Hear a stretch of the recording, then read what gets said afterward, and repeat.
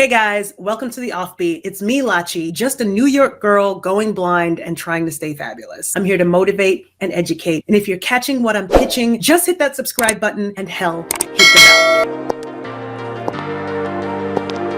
Leave them in the ashes. For an audio description version, courtesy of Scribely, click the link in the description. So today I am really excited. I'm still coming down from having done a Recording Academy panel. That was probably one of the biggest honors of 2021. It's still Aries season, so I'm still on fire. And to keep that fire burning, I am very excited to announce my next guest. I'm going to actually be speaking with Ben Shaberman, a representative from the Foundation Fighting Blindness. He's the Senior Director for Scientific Outreach, and I got a lot of questions that I'm going to need him to answer, some of which are sciency, some of which are, what exactly are we fighting here? Like, how do you actually fight blindness? I'm like, if I wasn't blind, I'd just be another black girl out here just doing whatever. You'll think he'll actually answer it? You think it's too controversial? By the way, a special thanks to Foundation Fighting Blindness for partnering with us on this episode.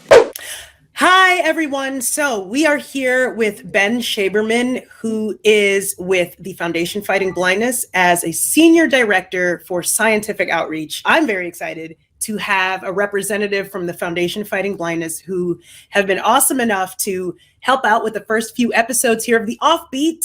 Hi, Ben. How are you? Hi, Lachi. I am doing very well and really pleased to be with you on your broadcast. Thanks for having me.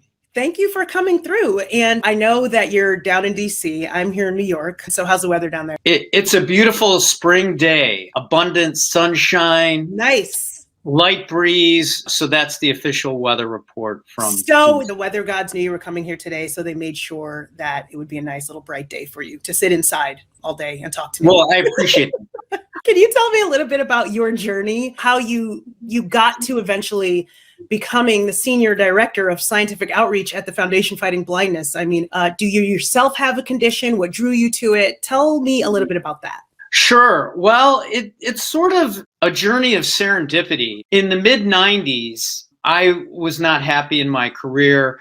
I got a master's in writing with actually an emphasis in poetry. So that really helped. So you're saying a poem before the end of this. Uh-oh. I don't know if I can recite a poem. For the next few years, I was in communications and writing for healthcare. Okay. And honestly, the science writing position at the Foundation Fighting Blindness sounded really interesting. Okay. But I honestly had no idea what I was getting into. I had my vision for the most part is pretty good, but I walked into some really cool research and great people to work for. Okay, sounds good. So while at the Foundation Fighting Blindness, what have been some of the more recent and awesome research worked on regarding cures or whatnot for sight loss and visual impairments? One of the really best historical breakthroughs for us and ophthalmology in general was the FDA approval of Luxturna in December of 2017. And that was the first time a therapy had improved vision in people with these inherited retinal diseases. Right. Can you just, for folks watching that may not know, what exactly is Luxturna? How does it work and how does it improve your vision? There are people with an inherited retinal disease called, it's a long name, Leber congenital amaurosis. We just call it LCA. And this condition affects kids really when they're born. And the reason they have vision loss is they have a defect in their gene that leads to the retina degenerating. So what Luxturna does is it replaces that bad gene with a good gene. So it gave these kids vision. They were putting away their white canes after getting the gene therapy. They could see their parents' faces for the first time. Some could even see stars in the sky. The vision improvements were amazing. Now, I have a question. What's the difference between something like that and CRISPR? Is CRISPR something that the foundation is also working with? Or no, that's a question we get often from our constituents. Okay. So gene replacement, a gene is this collection of code. So when you do gene replacement, you're replacing that entire piece of code. With CRISPR, it's just cutting and pasting the area in that code where there's a defect. Right. So think of it this way. Let's say you have a Word document and it's 5 pages long and there's a misspelling in the Word document. I could send you a whole new Word document with that misspelling corrected. That's like gene therapy. Or I could just correct the word, and that's like CRISPR. That makes sense? I didn't major in English. Give me one more super cutting edge thing that the foundation is working on. The cells in your retina that make vision possible are called photoreceptors. Now, in somebody who's lost all of their vision, it's because they've lost all their rods and cones. But there are other cells in the retina that survive, and we call these ganglion cells. And what researchers are doing is they're delivering a gene to these ganglion cells to make them work like the rods and cones, engaging other cells in your retina as a backup system. For somebody who's completely blind, regardless of whatever gene is causing their disease, we still may have an opportunity to restore vision. Approach. So it's basically reassigning these gangster cells to do other things. Is that something that any cells can do? Like, can any cells be reassigned to do other things? So researchers are using optogenetics is, again, the approach. It's making cells light sensitive, and they're using this approach in other parts of the body so that light can activate medications or other processes. They're considering using it for things like depression or insomnia, because it's a way to get cells to activate based on just light exposure. Oh, I love it. Ooh, I'm so excited. I love that we're here in the future and like future things are happening while we're still alive. So, okay, here's something that I've been kind of thinking about. I was wondering if I should ask this. It's a relatively controversial question, but so the Foundation Fighting Blindness is called a foundation that's fighting blindness. And it makes it seem like, well, is blindness so bad for folks that identify as blind? What is your thought on that? Or does that, am I kind of reading in terms of calling it an organization that fights against blindness?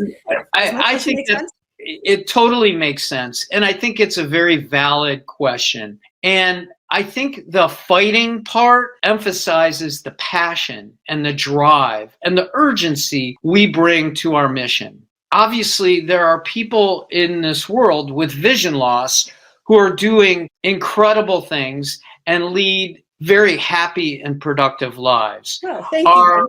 Co-founder, you, Stevie Wonder. I mean, there are plenty of people who are doing perfectly fine with vision loss, but there are many, many people who want their vision restored, and that's who we are serving. Everybody's case is unique, and different people react different ways. You know, perhaps you were inclined to be more musical because you had less vision. You know, if I can tell a little other scientific fact, is that in the back of your brain is the visual cortex.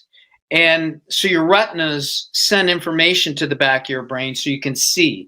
Well, in people who are completely blind, they use their visual cortex to process sound. Okay. Researchers have learned this through MRIs. I think it's really cool how, you know, the brain adapts to this change in perception. I think adapt is definitely the key word, because that's one thing that I know that I'm really good at. And again, my friends with RP and other blindness diseases are great at adapting. Every sort of inch we move and every breath we take and every time we do something, there's such a high level of having to adapt to every new situation. And so just adapting just becomes a muscle in and of itself. So I love that you mentioned that. But speaking of other random things, let's go back to the fact that you're also a writer. Okay. I did a little digging and I saw that you have a book out called Retina Boy. So tell me a little bit about this book. Sure. Over the years, I've had the pleasure and the privilege to meet many families, especially with young children who have these retinal diseases. And I'm always amazed at how much courage that the kids bring to pretty significant vision loss. Mm-hmm. I decided to pay homage to these kids by writing about a kid who's quote unquote born without retinas and making him a hero. And he's mystifying researchers because nobody's ever seen a condition like this. It is a sci-fi novel. There are aliens from another planet. There we go. And he plays really awesome lead guitar. Yes! In a classic rock cover band. And his girlfriend happens to have a disability as well. She can't walk. She's in a chair, a wheelchair. So he serves as her legs and she his eyes. So they're a perfect pair. Right. And the adventure goes on from there. Fighting blindness is usually serious business. Mm-hmm. Retina Boy is an attempt to have fun as well. Well, I like that you were able to marry your writing with your passion for blindness research and science, and that you were able to throw in lead guitar in there as well. So, exactly. Where can folks find out more about some of the latest research from Foundation Fighting Blindness? Sure. Well, a great place is our website, fightingblindness.org. Even though my role has expanded greatly, I'm still the guy who writes the articles. So nice. I appreciate when people go to our website and look at our articles. I actually make audio recordings of them as well. So we have audio versions. If people want to get on the radar screen of researchers who are conducting clinical trials, they can go to our registry called myretinatracker.org and put their information in there and learn about trials for which they may be appropriate or may qualify. Thank you so much, Ben. And I know you got to run so that you can continue making those audio descriptions. It was a pleasure having you on The Offbeat. It was my pleasure and a real privilege. I love your music. I was listening to this song about You Got Me Leaving Messages. Is that correct? Oh, you like messages? Is that the name of the song? I'm like, yes. I can relate to that. Oh, Ben Shaberman, do you leave psycho messages for people? Got it. All right. I'm learning a lot more about you than I think you wanted me to. No, I'm just kidding. All right. Thank you so much, Ben. We greatly appreciate you getting the word out on our research. Thank you. Thank you all so much for sticking around to the end of this clip. I learned a lot. I learned that you could be a science writer and also live out your dreams fighting aliens and playing lead guitar. We also learned about some really cool research that the Foundation Fighting Blindness is up to. Again, another thank you to the Foundation Fighting Blindness for partnering with me, not only on this episode, but on the previous 3 episodes, hanging out with leaders in the blind community. Find them at fightingblindness.org. And again, hit that subscribe button if you want to go on this journey with me. Just a New Yorker going blind, trying to stay fabulous. Lots more to come. Stay tuned.